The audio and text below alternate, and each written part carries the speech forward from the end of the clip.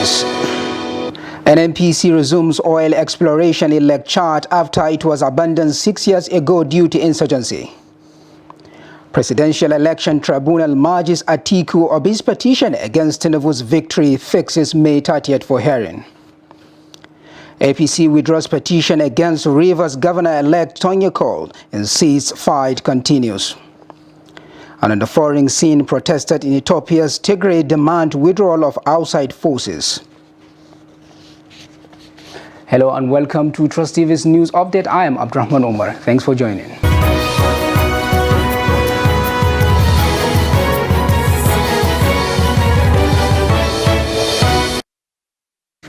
The Nigerian National Petroleum Company Limited has commenced an oil drilling campaign at Wadabi in Jiri local government area of Borno State. The group chief executive officer Mele Kyari said on Tuesday that the company is optimistic that the drilling exercise will help in its efforts to bring prosperity to the people through the elimination of energy poverty, which is threatening Africa's biggest economy. Kyari disclosed this at the presidential plaque-off of Wadabi drilling campaign by President Muhammadu Buhari in Borno State. And this campaign will take us to the ultimate objective, which is to increase the reserve of our country and also create opportunities around us. We believe that the time for oil and gas to vanish is still far away. We believe that the oil and gas will continue to be very principal in the determination of prosperity of our country, and of course, more especially providing energy security for our country. And this can't happen except you have access to the resources, you are able to convert them into value, and of course, a new approach to doing this as quickly as is practical, which is to do what we are doing now in the Kolmani area. Wherever we find new oil, we will consider the concept of integrated production and conversion so that value can be created very, very quickly. So that, of course, there's huge energy poverty across the world, more so in South African countries, and particularly so in our country here. Bitrus Kurzi is joining us live from Borno to highlight some of the problems encountered during the initial exploration activities. Hello, can you hear me? Yes, hello, good afternoon. I can hear you. Okay, thank you for joining us.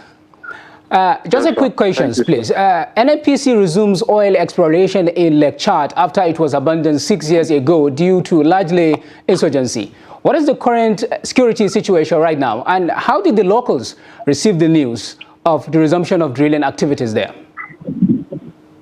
Okay. Yeah, if you can remember in 2020, the Minister of Petroleum, Dimitri Silva, came to Maiduguri so that for them they can commence the oil exploration. So that at that time, seeking partnership with the military and other security agencies. So, but that couldn't come to light. Around there, you know, with we are in the post-insurgency era where people who have been resettled back to their communities, and then peace too has also returned. So there is the event, there was that assurance from the state government and then the federal government to provide security at the site of the exploration, and then the people are so happy about this exploration thing happening here, because they have been calling for it, you know, especially during the campaigns. A lot of, especially the Shewa of Borno has been making calls that this oil exploration will create wealth, will bring job creations, and among others. So they are very, very happy because it means peace has returned to the land. All right. Can you give us an idea about the quantity of oil discovered in Lake Chad? Is it in commercial quantity to warrant the risk? Yes, it is in commercial quantity because the GMD, Abba Kyari, in his speech, he said that the exploration stopped in 1995 because we're not commercial, so the system was not that effective for them to do that. But right now, they said that it will be a 12,000 feet, 14,000 feet for the drilling at the moment. So after everything, they'll make some analysis and then some checks too as well. All right, Bitrus Kurusi, thank you so much for taking the time to join us on Trust TV's News Update. Have a nice day. Okay. Presidential Election Petitions Tribunal has set Tuesday, May 30th to commence hearing in the petitions challenging election of Bola Tinubu of APC as president-elect. This followed consolidation of 3 petitions filed by PDP, Labour Party presidential candidate with that of APM. Noel Samson has the details. Chairman of the tribunal, Justice Haruna Tamani, announced the consolidation of the petitions on Tuesday. Counsel for Atiku Abubakar, Chris Uche, expressed satisfaction with the court's decision, saying ending the pre-hearing section will usher in hearing proper into the substantive petition. In order to fast-track trial, we prepare what is called a witness statement on oath. So all that a witness is supposed to state are already contained there. So no need the witness coming and repeating what is already there. The witness merely adopts that witness statement on oath. The Labour Party Council accused the nation's electoral umpire of trying to delay the process by not granting them access to election results as demanded by the petitioners. Notwithstanding that up to this moment, they are yet to give us all the documents we require. I continue to ask, why is INEC behaving in this way and manner? What are they hiding? What are they hiding? They are supposed to be neutral. But they are behaving as if INEC is a candidate in its own election. This should never be so. And that is, Nigeria is the only country where you find something like this. There's no other country. I challenge you to go and investigate and find out about electoral bodies in other African countries, except, of course, countries under military rule. The tribunal adjourned to May 30th to begin hearing. Noel Samson, Trust TV News, Abuja.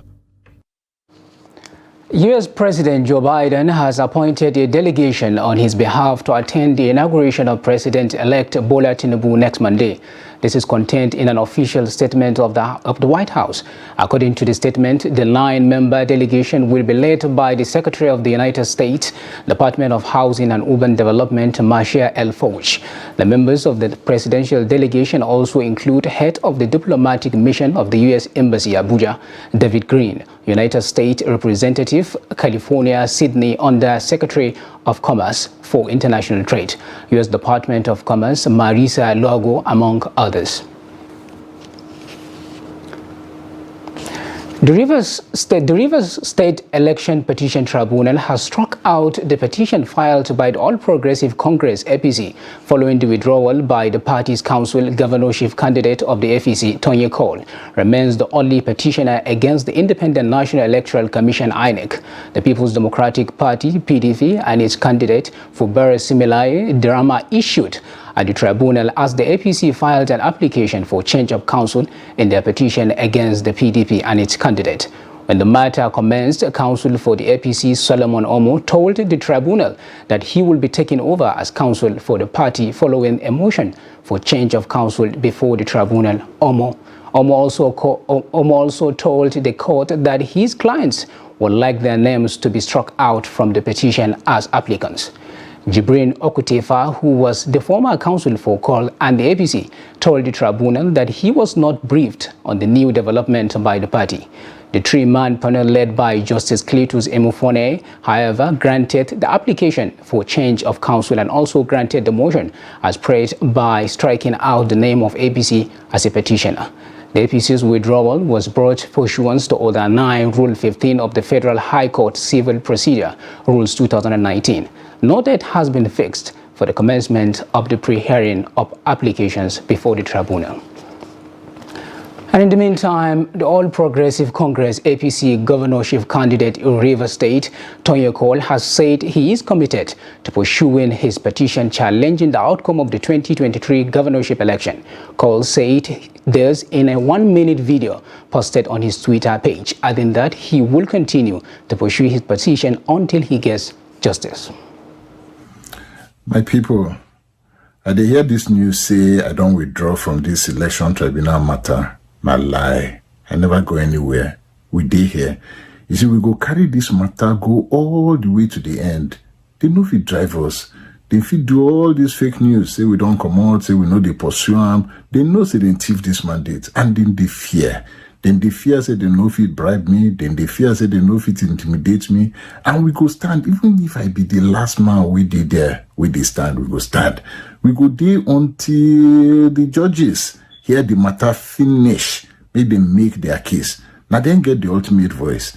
And I know say they go tell us say now we win. And when they tell us say now we win, the people of Rivers State go come, they rejoice, they go dance better dance because they know say this mandate wey dem thief, say we don't get them back. So make them stand there, stand gidigba. We know they go anywhere. We go pursue this matter till the end.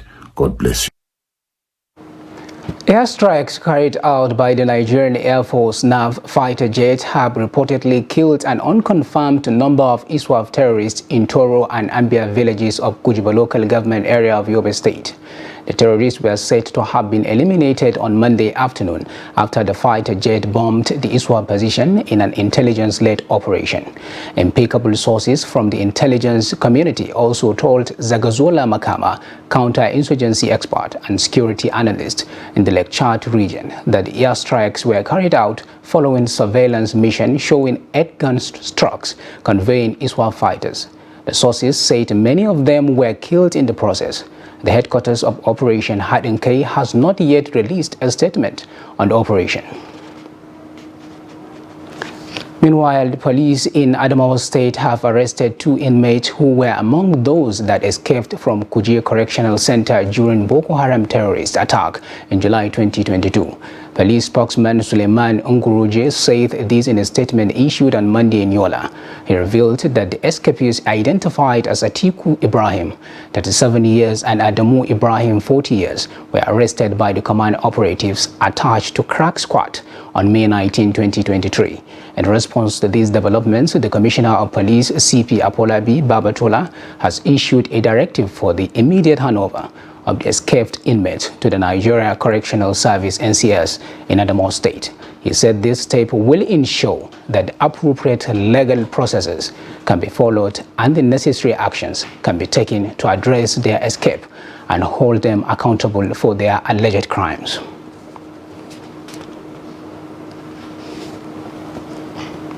The Chief Magistrate Court sitting in the Yaba area of Lagos on Tuesday failed to sit in the case against Afrobeat musician Seun Kuti. However, no reasons was given for the absence of Magistrate Adeola Olatubosun, who has been in hearing the case. Kuti was brought to the Magistrate Court, but often learning of the absence of the magistrate, he was immediately taken to the police station at Panti. One of his lawyers confirmed that the case had been adjourned till Wednesday, May 23rd. The team of lawyers also had followed the police to Panti to see how the release of their client could be arranged as the 4 additional days of remand granted by the court expired Tuesday.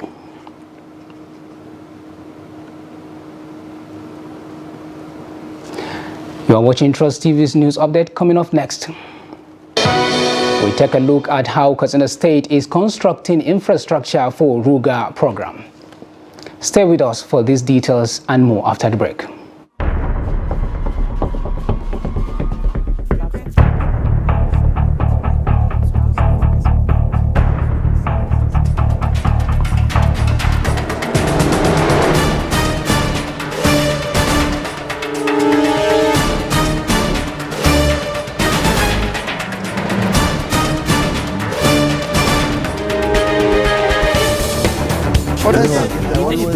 That's good.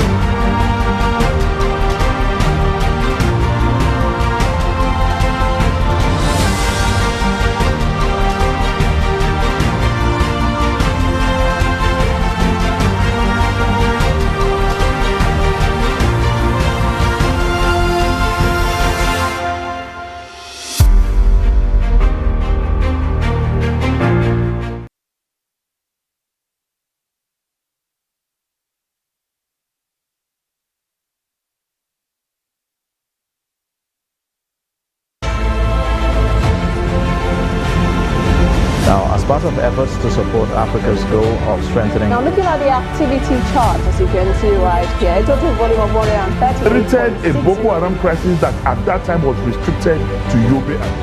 How secured are they? You can see security men with blood.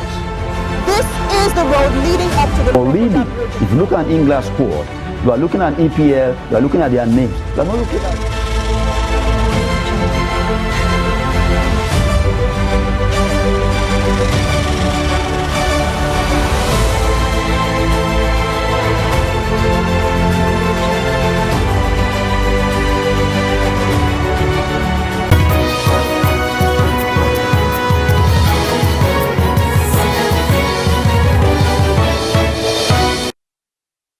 Thanks for staying with us, and if you are just joining us, you are watching Trust TV's news update. Now we take a look at the recap of our top stories. NNPC resumes oil exploration in Lake Chad after it was abandoned 6 years ago due to insurgency. And Presidential Election Tribunal merges Atiku Obi's petition against Tinubu's victory, fixes May 30th for hearing. Now moving on to more stories. The Nigerian government in 2019 closed its borders in order to promote local production and tackle armed proliferation. Highlighting the benefits of the policy, President Muhammadu Buhari, who spoke on the sidelines of commissioning of the new corporate headquarters of the Nigeria Customs Service, says the country has now attained self-sufficiency in rice production. Trust TV's Chamong Debank now reports. The decision by the federal government to close the nation's borders did not sit well with majority of Nigerians, as it further deepened economic hardship and prices of manufactured goods went up. But President Buhari says beyond dealing with proliferation of arms and ammunition into the country, the closure has also added value to food sufficiency. You eat what you grow what you eat, or you die. I try to make my point. And later Nigeria appreciated it because it provides more jobs. People go back to the land. We have the land, and we produce what we eat. Let whoever grow excess rice eat his own rice or sell it somewhere else, but not to Nigeria. And for people who think that our neighbors can be a nuisance, okay, there's nothing you can do with our neighbor. That was why when I became the head of state, of the president, my first visit was to Niger, Chad, and Cameroon. Because neighborhood based on personal and national issue is very important. If you don't secure the confidence and cooperation of your neighbor, you are in trouble. If you are not in trouble, your children and grandchildren will be in trouble. Speaking on the multi-billion naira customs edifice, Deputy Comptroller General of Nigeria Customs Service Bashir Adeniyi says the project was first conceived in 2002 and implementation began in 2007. The project is sitting on 25,000 square meters of land, which cost the federal government 19.6 billion naira. Comptroller General of the Nigerian Customs Service Hamid Ali says the NCS headquarters is cost-effective and efficient. I would therefore like to express our deepest appreciation and gratitude to Your Excellency, Mr. President, for your firm support and commitment to the Nigerian Customs Service throughout your tenure. Your vision, leadership, and dedication to the development of our nation have been pivotal in shaping the transformation of the Customs Service. Under your guidance, we have witnessed remarkable milestones that have revolutionized our operations. As we inaugurate this magnificent headquarters, we must recognize that it presents more than just bricks, iron, and steel. It symbolizes progress, innovation, and a resolute commitment to excellence. This state-of-the-art facility will serve as a hub for trade facilitation, for compliance, as well as strategic planning and capacity building. The Nigerian customs is central to the implementation of the border closure, which has generated huge controversies in the country. It is not clear, however, if the incoming administration will reverse the decision due to public outcry. Chamun Dabeng, Trust TV News, Abuja. Katsina State government is constructing schools, hospitals and veterinary services for the 12 local government communities in the front line of insecurity as part of efforts to settle nomadic pastoralists in one place to guarantee security in the state. Abdullahi Amadi reports that already the first phase of the program has been completed and handed over to the local council as well as traditional rulers of the affected local government areas.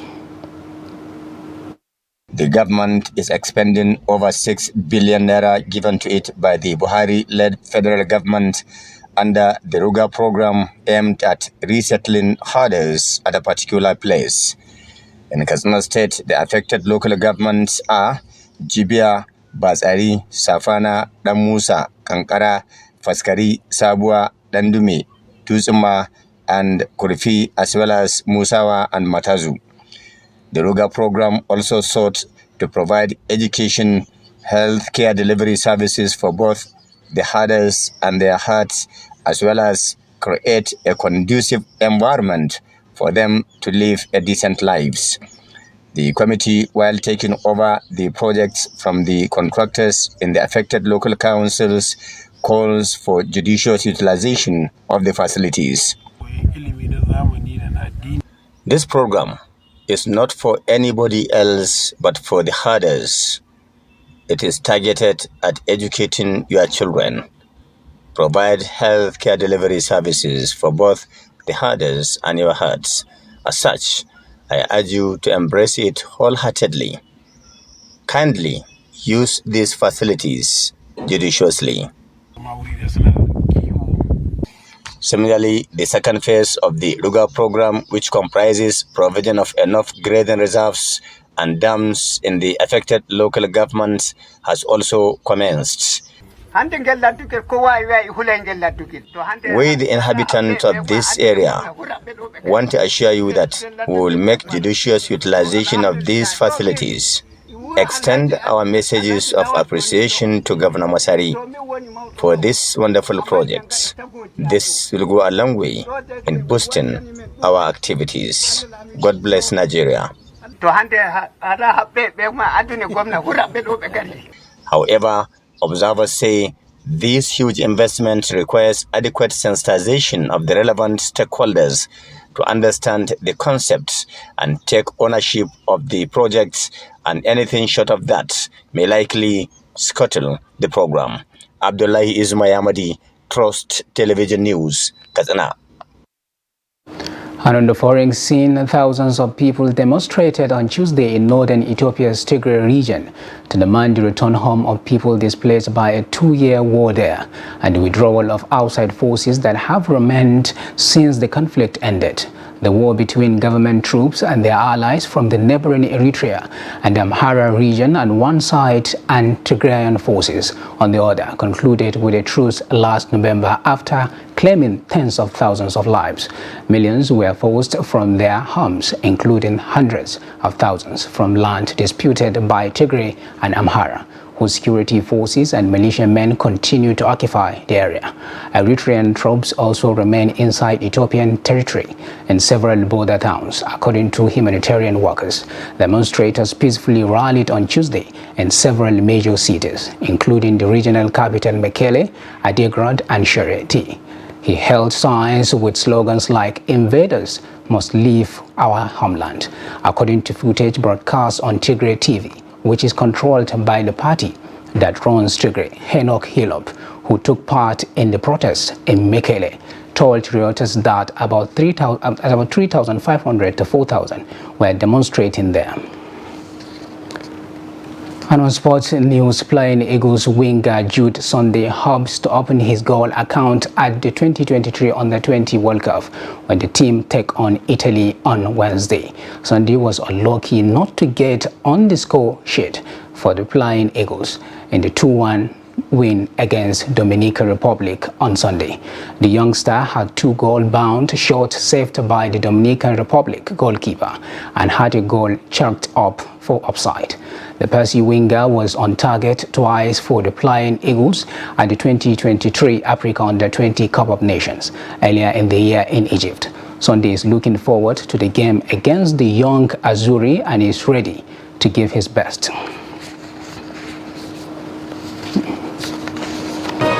And with that story, we have come to end of this Trust TV's news update. And do not forget to follow us across all our social media platforms and our YouTube live stream. My name is Abdurrahman Omar. Thanks for watching and bye for now.